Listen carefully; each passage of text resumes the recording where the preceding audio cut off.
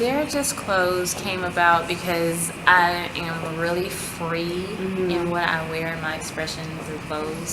And people would be like, why are you wearing that? Like, how did you put that together? And my answer would always be, I mean, they're just clothes. Yeah. Hi everyone, thank you for tuning in to Mkayy Monday. I'm Mkayy.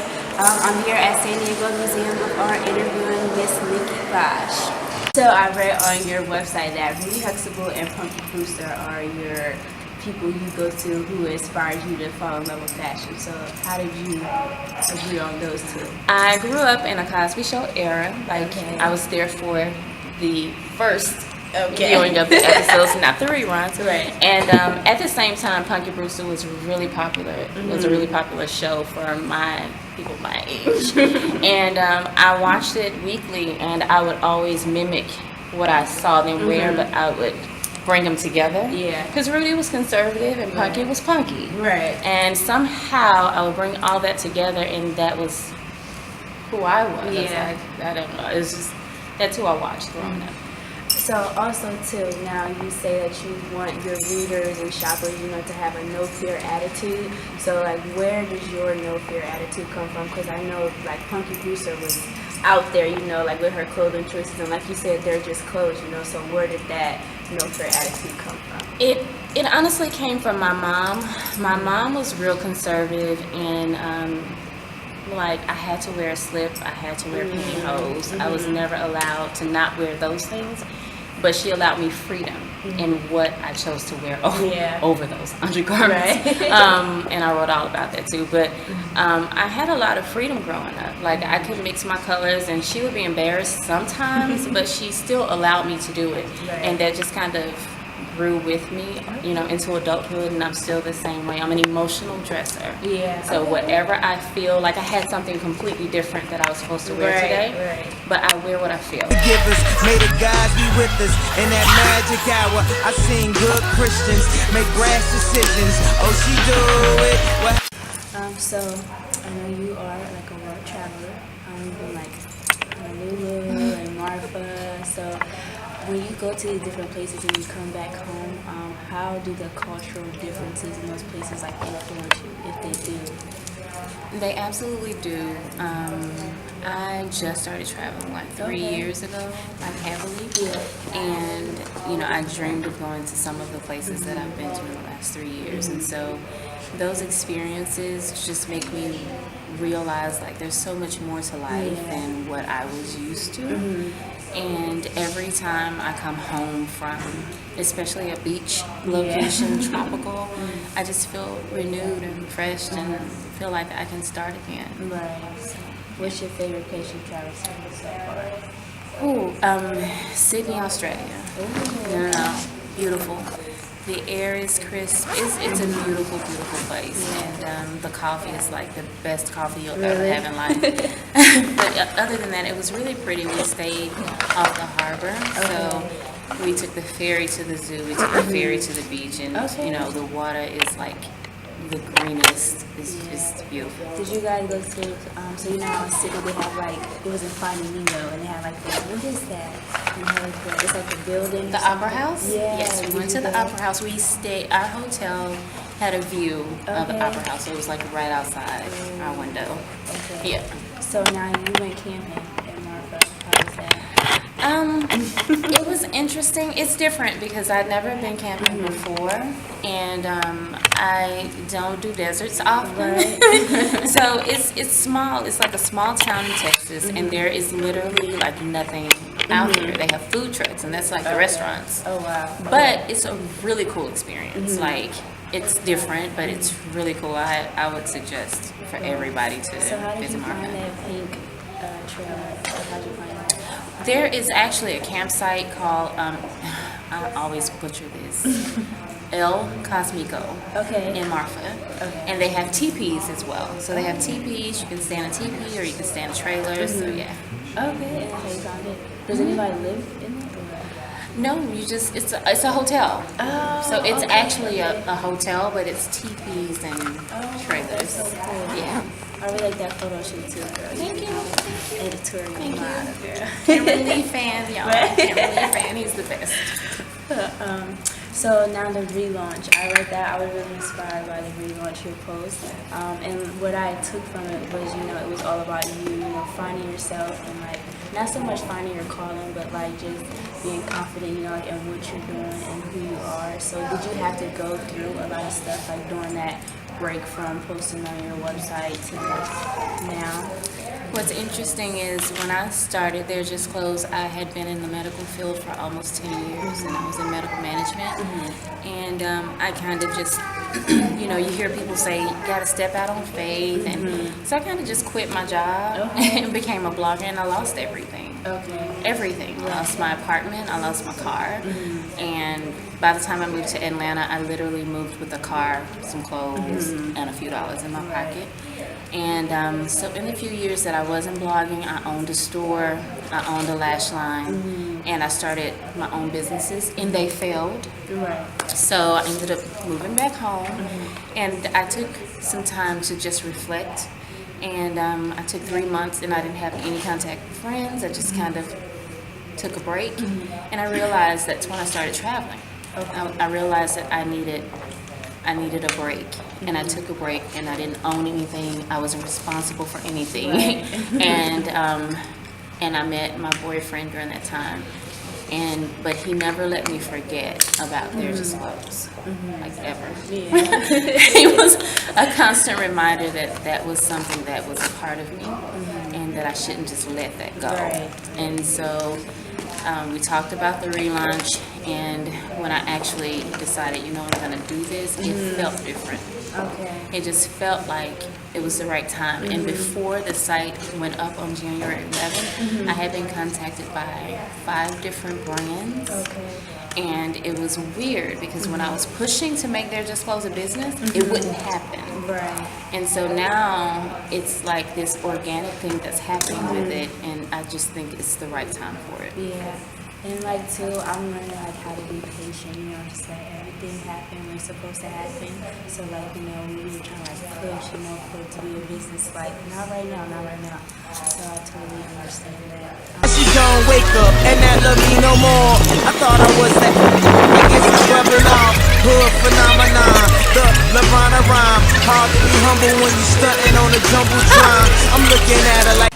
So walk me through just a regular day for you. I wake up late because I'm not an early riser. My boyfriend wakes up around 5:30, and I roll out of the bed around 8, like literally rolling over, like, where's the coffee? I do a lot of research. I read WWD every single day. Because I am a high fashion blogger. I'm obsessed with editorial work, so I never go a day without reading that, and that's pretty much how I start my day. We have lunch together every day. So, I have lunch with him, dinner with him. The rest of the day is literally research and writing. And so what does your boyfriend do?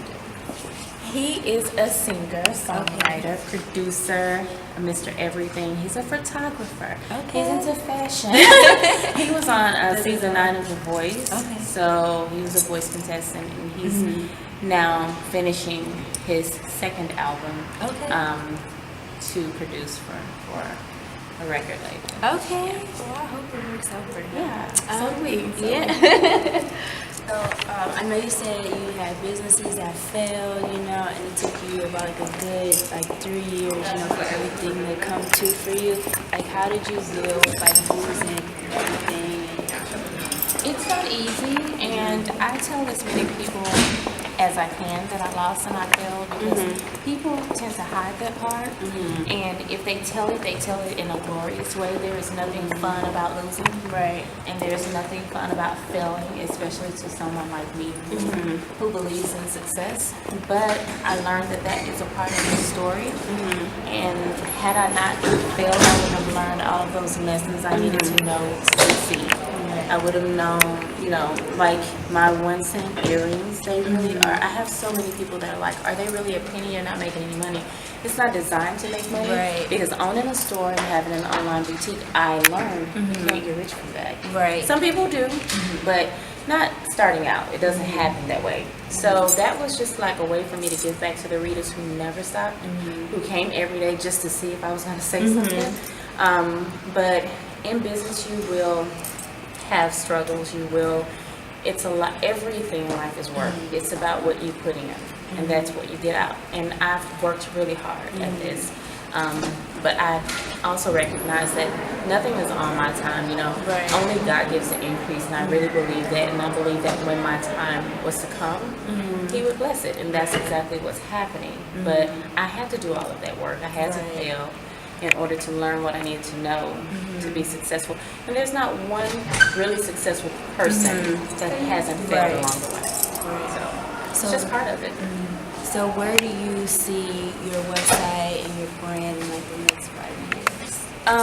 I want to retire as a fashion writer. Okay. So, you know, I've made my stamp in the world with Their Disclosed. My website has been viewed by people in 147 countries, and that means so much to me. So I feel like I've already done what I came to do, and the rest is gravy. But I just want to, you know, either do some editorial styling or end up in an apartment in New York in a corner with a typewriter, not even a computer, just a typewriter. So yeah, I just want to write. Okay. So how do you feel? Okay, so I know you're very into editorial. How do you feel about like the direction that fashion is going? Because if you think about it, I'm gonna ask that. yes, yes, because I'm very like, even though I'm young, I'm very old school. You know, I like everything to be how it was. You know, I like change, but not change too much. So for like the Vogue magazine or like Women's Wear Daily, you know, I feel like people, they don't really want to read anymore. They just want to go on Instagram, see a post, you know, and they don't really get into fashion how they should. So how do you feel about? I'm very passionate about that, and my friends laugh at me because of how passionate I am, but I hate InstaFashion. You know, I hate it. I actually stopped writing for a while because I felt like there was no place for me in this new world of fashion. But, you know, classic styles, you know, quality clothes will never go out of style. And that is what I have come to realize today. Like, brands have been here and they're going to be here. And I just feel like we're in a world of disposable fashion, but I do believe that classic quality fashion is coming back. I really believe that. No, I believe that because people like me, I love quality clothes. You know, I may buy the same brand. I've been buying Gap jeans since I was 20. That's 19 years of Gap jeans. Right. It's a brand that's quality. It fits well. It's affordable. I don't like this personally. Sorry, y'all. So no offense, but it's not my thing. To the congregation, we love Jesus, but you done learned a lot from Satan. So last question that I have for you, is there anything that you have planned in the future, like maybe a year from now, a couple months from now, that you would mind sharing? Yes, I'm a free-hearted giver. I don't charge people for knowledge, so I wanted to start this blogger camp, and where I give, you know, free tips and tricks of how I function, how I've grown my site, how I've grown my following, and because nobody gave me anything coming into this business, and I think it's important. I don't do $100 seminars and those types of things because, you know, a lot of things are research based, but I do believe in giving back, and it came about because I'm in this blogger group on Instagram, and we're very supportive of one another. But when I would ask certain questions, like they had never done it, you know, a lot of the girls have never been to New York Fashion Week, so that's another thing I want to do. Actually, that's going to be in September. I'm going to take, you know, 20 bloggers to New York Fashion Week, give them the opportunity to pay it out. But I think every person who loves fashion should experience that at least once. So that's what's really coming up for this year. My penny earrings will continue. There's one a week. Plug. That's going to continue, and I just want to, you know, give back in every way that I can. Okay. Thank you. Thank you so much.